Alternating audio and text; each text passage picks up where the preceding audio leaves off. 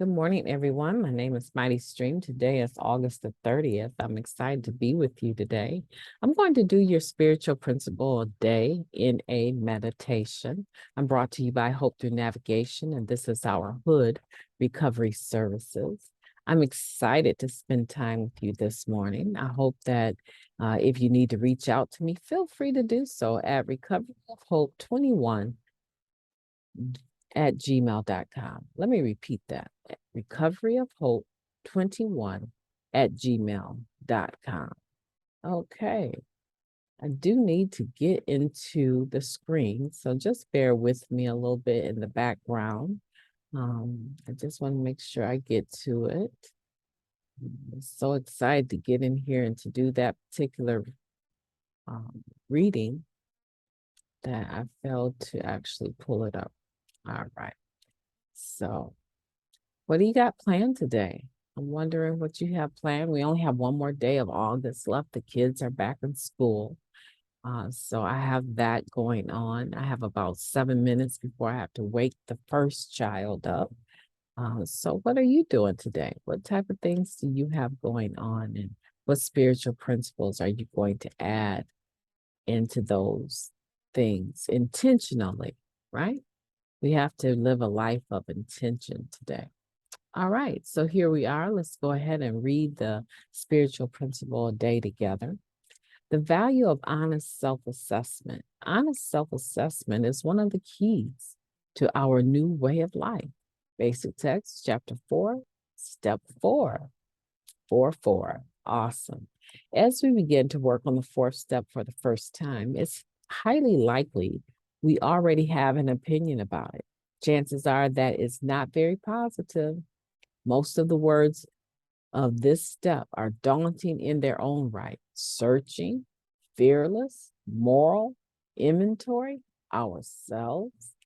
That last one is the core of it. We will be getting to know ourselves honestly, something that most of us have had limited experience doing prior to getting clean. Isn't that who we ran from for so long? By the time we get to the step 4, we're already practicing some self-honesty. We've admitted that we are powerless over our addiction and that we need help.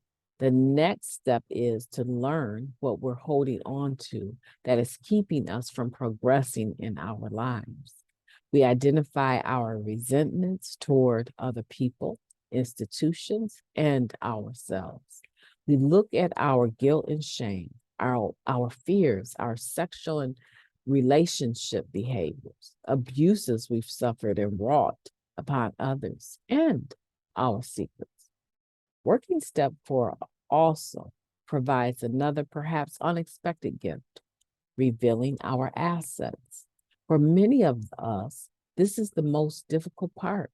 We tend to be far more comfortable obsessing about what's wrong with us than owning our positive qualities. But our inventory is inclusive of our whole selves. Assessing our assets is absolutely critical to our new way of life. We need to know what we have that we want more of, not just the negative aspects we want to rid ourselves of. Our honest and courageous self-assessment doesn't end with step 4 or with step 10 that helps us to make this process a consistent practice.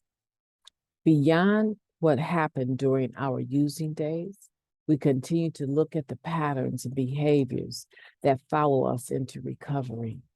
We learn to differentiate what's really true about us now from what our head tells us. Through this work, we develop trust in ourselves and in this new way of life. Our past instructs us. They do not define us, and they no longer control us. No matter where I am in the steps, I am committed to looking at myself as honestly and completely as possible. I have the fearlessness I need to Examine the parts of myself I want to cultivate and those I strive to diminish. What what a reading. That reading is very powerful because it really lays out for us how we battle within ourselves to focus on the positive things about ourselves. We have a tendency to um, want to dwell on the negativity, and it's hard for us sometimes to focus or to bring to light or appreciate those positive things. We really battle inwardly to focus on the beauty that we behold, that we have within us. There's a just look at your negative automatic thoughts that you probably have had so many of them since you woke up. I'm overweight. I'm lazy. I don't want to get up. I really don't want to work. Man, I wish I had cussed that person out yesterday. Right. We have all of these negative things running around in our heads. And it's so normal for us to dwell on the negative that when someone says, but your inventory also includes your fourth step, also includes assets. What are those good things about yourself that you want to further cultivate? I mean, they're there, but you could do more with them. What are those positive things?